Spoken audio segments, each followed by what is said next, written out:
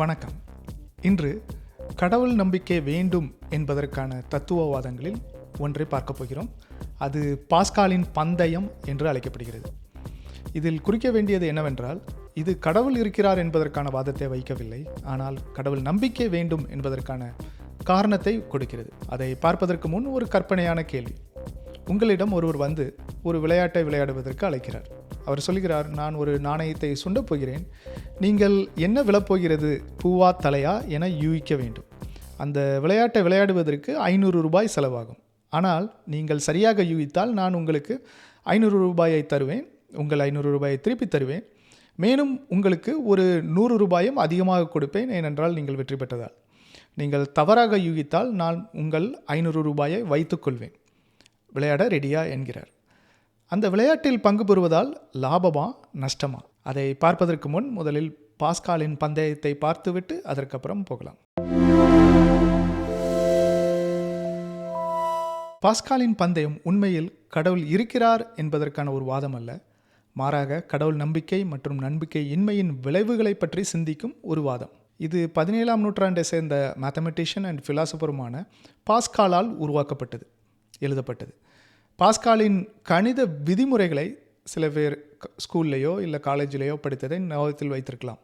இந்த video pascal கடவுள் நம்பிக்கை பற்றி என்ன கூறினார், என்ன எழுதினார் என்பதை பார்ப்போம். கடவுள் இருக்கிறாரா இல்லையா என்பதை ஆராய்ந்து பார்த்து ஒரு முடிவு எடுக்க முடியாதவர்கள் கடவுள் இருக்கிறார் என்று நம்புவது பாதுகாப்பானது என பாஸ்கால் கூறினார். கடவுள் இருந்தாலும் சரி, கடவுள் இல்லை என்றாலும் சரி என்று கூறுபவர்களுக்கு, அதாவது அக்னாஸ்டிக்கும் நாத்திகர்களுக்கும் இந்த கருத்தை பாஸ்கல் கூறுகிறார். இதை ஒரு பந்தயத்தின் மூலம், அதாவது ஒரு பெட் மூலமாக விளக்கினார். பாஸ்காலின் பந்தயத்தை இவ்வாறாக நாம் விவரிக்கலாம். இந்த பந்தயத்தில் 2 ஆப்ஷன்கள் உள்ளன. இந்த பெட்டில் 2 ஆப்ஷன்ஸ் இருக்குது. ஒன்று கடவுள் இருக்கிறார் என்று நம்புவது, இரண்டாவது கடவுள் இல்லை என்று நம்புவது. இந்த ஆப்ஷனில் ஒன்றை நீங்கள் கண்டிப்பாக தேர்வு செய்து ஆக வேண்டும். தேர்வு செய்யவில்லை என்றால் அது டிஃபால்ட்டாக கடவுள் இல்லை என்ற ஆப்ஷனை செலக்ட் பண்ணிவிடும். இந்த பெட்டில் 4 வகையான முடிவுகள் உள்ளன. டிஃப்ரெண்ட் எண்டிங்ஸ் உள்ளது. இந்த 4 வகையான முடிவுகளுக்கும் வேறு வேறு பெனிஃபிட்ஸ் இருக்குது, வேறு வேறு வெகுமதிகள் உள்ளன. முடிவு 1.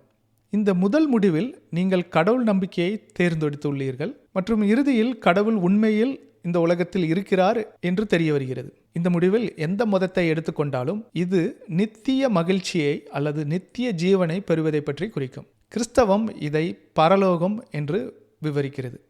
அமைதி, மகிழ்ச்சி மற்றும் கடவுளுடன் நெருக்கமான வாழ்க்கை. முடிவு 2, கடவுள் நம்பிக்கை ஆனால் இறுதியில் கடவுள் இல்லை. இந்த 2வது முடிவில் நீங்கள் கடவுள் நம்பிக்கை அப்படிங்கிற ஆப்ஷனை சூஸ் பண்ணியிருக்கிறீங்க, தேர்ந்தெடுத்திருக்கிறீங்க, ஆனால் இறுதியில் கடவுள் இல்லை என தெரிய வருகிறது.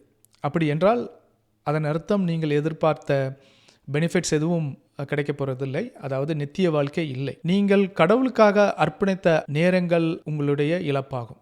அதாவது நீங்கள் ஆலயத்திற்கு செல்வது, பிரார்த்தனை செய்வது, மற்றவர்களுக்கு உதவுவது, இச்சையடக்கம் போன்றவை உங்களது இழப்பாகும் என்று சில பேர் கூறுவார்கள். முடிவு 3.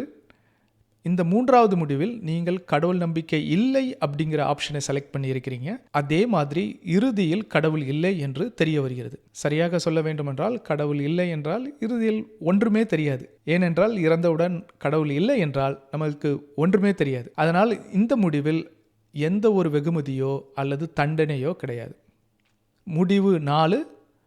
கடவுள் நம்பிக்கை இல்லை ஆனால் கடவுள் இருக்கிறார். கடைசியாக இந்த 4வது முடிவு, இதில் நீங்கள் கடவுள் நம்பிக்கை இல்லை என்று தேர்வு செய்கிறீர்கள், ஆனால் இறுதியில் கடவுள் இருக்கிறார் என தெரிய வருகிறது. பாஸ்காலின் கூற்றுப்படி இது மிகவும் ஆபத்தான விளைவாகும். தேவனை நிராகரிப்பது அல்லது அவருடைய வழிகளை பின்பற்றாதது அவரிடமிருந்து நித்திய பிரிவினைக்கு வலியுறுத்தும் என்று பல மதங்கள் கற்பிக்கின்றன. இதை கிறிஸ்தவம் நரகம் என்று விவரிக்கிறது. இந்த முடிவோட விளைவு ஒரு இட்டர்னல் இன்ஃபைனைட் லாஸ், அதாவது ஒரு நித்திய எல்லையற்ற இழப்பாகும்.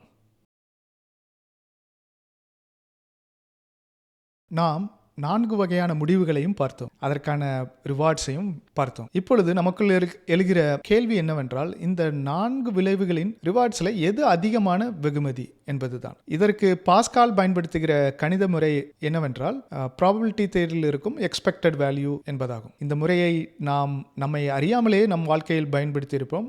ஆனால் அதற்கான கணித சூத்திரத்தை நாம் அறிந்திருந்திருக்க மாட்டோம். அந்த சூத்திரத்தை பார்ப்பதற்கு நாம் அந்த விளையாட்டு கேள்வியை திரும்பவும் எடுப்போம். ஒரு நாணயத்தை தூக்கி போடும்போது பூவா தலையா, ஹெட்ஸ் ஆர் டெயில் விழுவதை சரியாக கணிக்க வேண்டும். தவறாக கணித்தால் நாம் கொடுத்த 500 ரூபாயை இழந்து விடுவோம். சரியாக கணித்தால் நாம் கொடுத்த 500 ரூபாயை திரும்ப பெறுவோம்.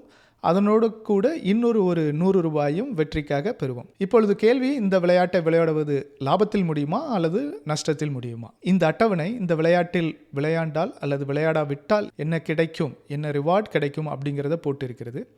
ஆனால் இது நாம் அந்த விளையாட்டில் பங்கு பெற வேண்டுமா அல்லது பங்கு பெற்றால் லாபம் வருமா நஷ்டம் வருமா என்று காட்டவில்லை. அதை கண்டுபிடிப்பதற்கு தான் நாம் இந்த எஃபெக்டிவ் வேல்யூ அப்படிங்கிற ஃபார்முலாவை யூஸ் பண்ணணும். இதுதான் இந்த ஃபார்முலா.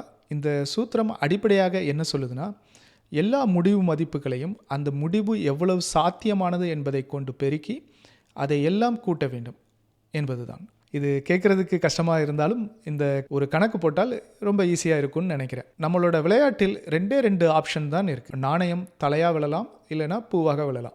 இன்னொரு விதத்தில் சொன்னால் 50-50 சான்ஸ் இருக்குது. எதிர்பார்க்கப்படும் மதிப்பீடு விளையாண்டால், அதாவது எஃபெக்டிவ் வேல்யூ ஃபார் பிளேயிங், நம்ம விளையாடும் போது சரியாக கணித்தால் அதோட பயன் வந்து 100 ருபீஸ், 100 ரூபாய். நம்ம சரியாக கணிக்கிறதுக்கு வந்து 0.5 ப்ராபபிலிட்டி இருக்குது. அதனால் 0.5. அதுக்கப்புறம் நம்ம தப்பாக கணிக்கிறதுக்கும் சான்ஸ் இருக்குது. 0.5 ப்ராபபிலிட்டி. அப்படி பண்ணுனா நம்மளுக்கு ரிவார்டு வந்து -500, அதாவது பனிஷ்மெண்ட்.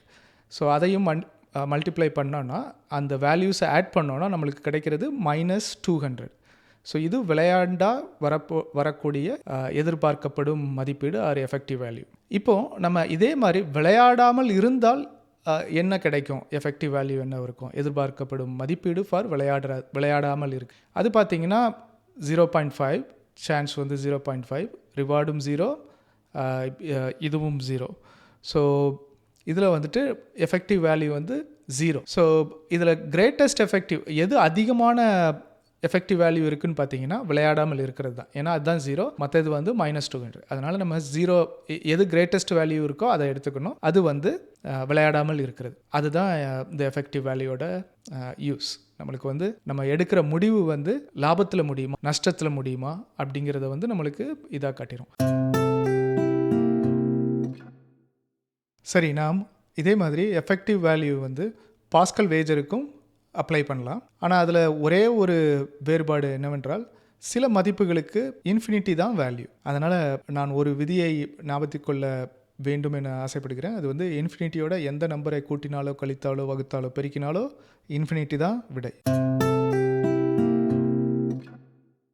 எதிர்பார்க்கப்படும் மதிப்பீடு கடவுள் நம்பிக்கை இருந்தால், இதுலேயும் ப்ராபபிலிட்டி 0.5 வச்சுக்கோங்க. அதாவது கடவுள் இருக்கிறதுக்கான ஆதாரங்கள் வந்து 50% தான் உங்களுக்கு இருக்குது அப்படின்னா 0.5 ப்ராபபிலிட்டி ஃபார் கடவுள் இருக்கிறதுக்கு அதோட வேல்யூ வந்து என்னன்னு பார்த்தீங்கன்னா இன்ஃபினிட்டி. ஏன்னா நீங்கள் வந்து எல்லையற்ற நித்தியமான வாழ்க்கையை அடைய போகிறீங்க. ஸோ அதனால் வந்து அதோட வேல்யூ வந்து இன்ஃபினிட்டி ப்ளஸ் 0.5. ஏன்னா வந்து நீங்கள் கடவுள் இருக்கிறாரு நம்புறீங்க, ஆனால் முடிவில் கடவுள் இல்லைன்னு தெரிஞ்சிச்சுன்னா அதுக்கும் ப்ராபபிலிட்டி இருக்குது. அதனால் 0.5. அதோட வேல்யூ வந்து ஏதோ ஒரு நம்பர் போட்டுக்கோங்க, ஒரு 100 இல்லைன்னா 1000, ஏதோ ஒரு நம்பர். டைம் ஸ்பெண்ட் பண்ணுறது, கடவுளோட ப்ரேயர் பண்ணுறது, அந்த இதுக்கெல்லாம் உள்ள டைமை வந்து இதில் போடுறீங்கன்னு வச்சுக்கோங்க. சின்ன நம்பர்னா நீங்கள் ஒரு 1 பில்லியன் கூட போட்டுக்கோங்க. ஸோ இப்போ அதோட வேல்யூ என்ன வரணும்னா ப்ளஸ் இன்ஃபினிட்டி. கடவுள் நம்பிக்கை இன்மையாக உள்ள ஆப்ஷனை செலக்ட் பண்ணியிருக்கீங்கன்னா அதோட எதிர்பார்க்கப்படும் மதிப்பீடு வந்து 0.5. அகெயின் கடவுள் இருக்கிறார் அப்படின்னா ரிசல்ட் வந்து -இன்ஃபினிட்டி. ஏனென்றால் உங்களோட அனைத்து துயரமும் ஒரு நித்தியமாக இருக்கும். ஸோ அதனால் -இன்ஃபினிட்டி ப்ளஸ் 0.5 இன்ட்டு 0. ஏன்னா வந்து உங்களுக்கு கடவுள் இல்லை, நீங்களும் கடவுள் இல்லைன்னு நினச்சிருந்தீங்கன்னா அதுக்கு உங்களுக்கு ஒரு பெனிஃபிட்டும் இல்லை. அதனால் 0. ஸோ ரிசல்ட் வந்து -இன்ஃபினிட்டி. ஸோ போன இதில் ப்ளஸ் இன்ஃபினிட்டி, இதில் -இன்ஃபினிட்டி. அதனால் வந்துட்டு நம்மளுக்கு இது வந்து கிளியராக ஆன்சர் கிடைக்குது. கடவுள் நம்பிக்கையோடு இருப்பது தான் ஒரு நல்ல பலனை கொடுக்கும். சரி, இப்போ வந்து இதுக்கு சில பேர் வந்து வியாக்கியானம் பண்ணுவாங்க. என்ன சொல்லுவாங்கன்னா, இல்லைப்பா எனக்கு வந்து கடவுள் இருப்பாருங்கிறதோட நம்பிக்கை வந்து ரொம்ப கம்மி. ஒரு 1% தான் இருக்குது. இல்லைன்னா 1000ல் ஒரு துளி தான் எனக்கு இருக்குது அப்படின்னு சொன்னாங்கன்னா, அவங்களுக்கு வந்து திருப்பியும் இந்த ஃபார்முலா வந்து ரொம்ப சிம்பிளாக தான் மாறும். இந்த ப்ராபபிலிட்டியில் வந்து நீங்கள் எத்தனை பர்சன்டேஜ் உங்களுக்கு கடவுள் நம்பிக்கை இருக்காருன்னு போடுங்க. கடவுள் நம்பிக்கை ஒருத்தருக்கு வந்து 0.0001 ப்ராபபிலிட்டி தான் இருக்குன்னு நினச்சாருன்னா, அது infinity again. The gain is infinity. Plus கடவுள் இல்லாததற்கான ப்ராபபிலிட்டி வந்து 0.9999. ஏன்னா வந்து நீங்கள் 2 ப்ராபபிலிட்டியும் ஈக்குவல் பண்ணணும். இன்டூ ஏதோ ஒரு நம்பர், ஒரு 1 பில்லியன் கூட வச்சுக்கோங்க. அதோட ரிசல்ட் வந்து ஸ்டில் ப்ளஸ் இன்ஃபினிட்டி. அதே மாதிரி எதிர்பார்க்கப்படும் மதிப்பீடு ஃபார் கடவுள் நம்பிக்கை இன்மைக்கும் அதே இது போட்டிங்கன்னா மைனஸ் இன்ஃபினிட்டி தான் வரும். ஸோ அதனால் கடவுள் இருக்கிறாரா இல்லையான்னு என்று அறிந்து உங்களால் முடிவெடுக்க முடியவில்லை என்றால், கடவுள் இருக்கிறார் என்ற நம்பிக்கையோடு கடவுளை தொழுவது அனைவருக்கும் நலமாகும். பாஸ்காலின் பந்தயத்திற்கு ஆதரவுகள் இருந்தாலும் நிறைய எதிர்ப்புகளும் இருந்தன. அந்த எதிர்ப்புகளை நாம் இப்பொழுது பார்ப்போம். முதல்ல நிறைய பேர் வந்து பல கடவுள்கள் ஆட்சேபனை என்று அழைக்கப்படுகிறத வந்து கொண்டு வருவாங்க. இதன்படி என்ன சொல்கிறாங்கன்னா, பாஸ்கால் 2 ஆப்ஷன்கள் மட்டும்தான் கொடுத்துருக்கிறாரு, அதாவது நினைத்திருக்கிறாரு. அது தவறு. அதாவது அவர் கிறிஸ்தவ கடவுள் இருக்கிறார் அல்லது கடவுளே இல்லை என்று நினைத்திருக்கிறார். ஆனால் உண்மையில் இந்த உலகத்தில் பல மதங்கள் உள்ளன. ஒவ்வொன்றும் வெவ்வேறு கடவுள்களை பின்பற்றுகின்றன மற்றும் மரணத்திற்கு பிந்தைய வாழ்க்கையை பற்றி வெவ்வேறு கருத்துக்களை கொண்டுள்ளன என கூறுகின்றன. எனவே எந்த கடவுளின் மீது பந்தயம் கட்டுவது என்று நமக்கு எப்படி தெரியும்? நாம் தவறான நம்பிக்கையை கொண்டு இருந்தால், அதாவது தவறான மதத்தின் மீது நம்பிக்கையை கொண்டிருந்தால், மரணத்திற்கு பிறகு அது தவறு என்று தெரிய வந்தால் இன்னொரு மதத்தின் கடவுள் நம்மளை தண்டித்து விடுவார் அல்லவா? அதனால் நமக்கு கிடைக்கும் வெகுமதி நரக தண்டனை என்று வாதாடுவார்கள். பாஸ்கால் கிறிஸ்தவ கடவுளை மட்டும் கருத்தில் கொண்டதற்கு காரணம், அவர் ஆராய்ந்த வரைக்கும் மற்ற மதங்கள் எதுவும் சாத்தியமாக காணப்படவில்லை. அதாவது மற்ற மதங்களுக்கு ஆதாரங்கள் எதுவும் இல்லை. அவருடைய கருத்து என்னவென்றால், நீங்கள் உங்கள் முழு இருதயத்தோடு தேடும்போது கிறிஸ்தவத்தை அடைவீர்கள் என்பதுதான். ஆனால் அப்படி தேடுவதற்கு ரொம்ப வருடங்கள் ஆகுமே என்று சொன்னீங்கன்னா, அதுக்கு ஒரு ஷார்ட்கட் இருக்குது. முதலில் எந்த மதங்களில் வேதங்கள் எழுதப்படவில்லையோ அதை அனைத்தையும் தூக்கி எறிந்து விடுங்கள். ஏனென்றால், ஒன்று அந்த மதங்கள் சொல்லும் கடவுளுக்கு வாய் இல்லை, இல்லை என்றால் அதை கேட்ட யாருக்கும் அது எழுதி வைக்கிற அளவுக்கு முக்கியமானதாக தோன்றவில்லை.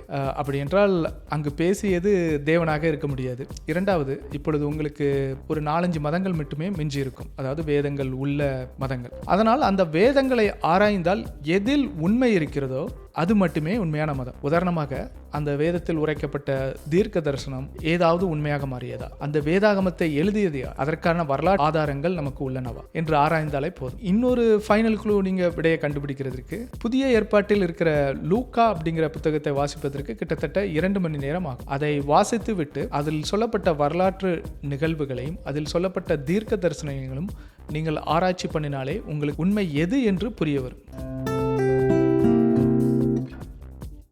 இரண்டாவது ஆட்சேபம் என்னவென்றால், பாஸ்காலின் பந்தயம் நம்பிக்கையை தூண்டுவதற்கு பயத்தை பயன்படுத்துகிறது. அன்பை மையமாக கொள்ளாமல் தண்டனையை மையமாக கொண்டு கடவுளின் நம்பிக்கையை மக்களிடம் தூண்டப்பாக்கிறது என்று குற்றம் சாட்டுவார்கள். இந்த குற்றச்சாட்டை கூறுவது பெரும்பாலும் கிறிஸ்தவர்கள் தான். பாஸ்கால் பந்தயத்தின் ஆதரவாளர்கள் என்ன சொல்கிறாங்கன்னா, இது ஒன்றும் பயத்தை கிரியேட் பண்ணுறது இல்லைங்க, இது ஒரு சாதாரண வாழ்க்கையில் நடைமுறைகளில் இருக்கிறது தான் பாஸ்கால் வந்து சொன்னார் அப்படின்னு சொல்கிறாங்க. அவங்க என்ன சொல்ல வராங்கன்னா, தினசரி வாழ்க்கையில் நாம் ஆபத்து மற்றும் வெகுமதியின் அடிப்படையில் பல முடிவுகளை எடுக்கிறோம். அதாவது ரிட்டையர்மெண்ட்கான சேவிங்ஸ், பாதுகாப்பாக வாகனம் ஓட்டுதல் போன்றவை வந்து நாம் ஒரு பயத்தை கிரியேட் பண்ணுறது இல்லை, ஆனால் ஒரு சாதாரண ப்ராக்டிக்கல் லைஃப் டெசிஷன் அப்படின்னு சொல்கிறாங்க. ஒரு கிறிஸ்தவனாக நான் என்ன சொல்லுவேன் என்றால், கடவுளுக்கு பயப்படுவது அப்படிங்கிறது ஒரு நல்ல குணம். பைபிளில் என்ன போட்டிருக்குன்னா, கர்த்தருக்கு பயப்படுதலே ஞானத்தின் ஆரம்பம். அதனால் யாராவது இதை கேட்டு பயந்து அதனால் சிந்திக்க ஆரம்பித்து கடவுளுக்குள் வழி நடத்தப்பட்டால் அது நல்லது தானே.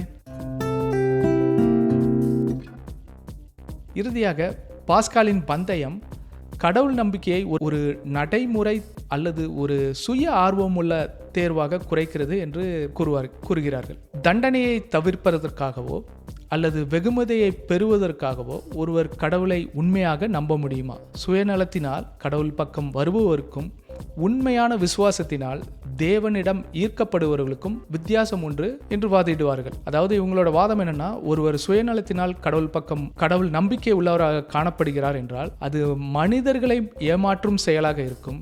ஆனால் உண்மையில் கடவுள் இருந்தால் அந்த கடவுளால் அவர் இருதயத்தை பார்க்க முடியும். எனவே அவரால் இந்த சுயநலத்தால் பரலோகத்திற்கு பிரவேசிக்க முடியாது. அதனால் இந்த வாதம் தவறானது என்று கூறுகிறார்கள். இந்த கேள்வியில் இருக்கிற கடவுளை பற்றிய குணம் சரியானதுதான். அதாவது கடவுளால் மனிதனின் உள்மனதை அறிய முடியும். அதே போல் அவர் பாவிகளை பரலோகத்திற்குள் அனுமதிக்க போவதில்லை. ஆனால் வேதாகமம் இன்னொரு கருத்தையும் கூறுகிறது. அதாவது தேவன் பூமிக்கு வந்ததற்கான காரணம் பாவிகளை ரட்சித்து அவர்களை பரிசுத்தர்களாக மாற்றுவதற்கு. அதே மாதிரி மார்க் 9:22-24 வரைக்கும் நீங்க படிச்சீங்கன்னா, இவனை கொல்வதற்காக அந்த ஆவி அடிக்கடி தீயிலும் தண்ணீரிலும் தள்ளியது.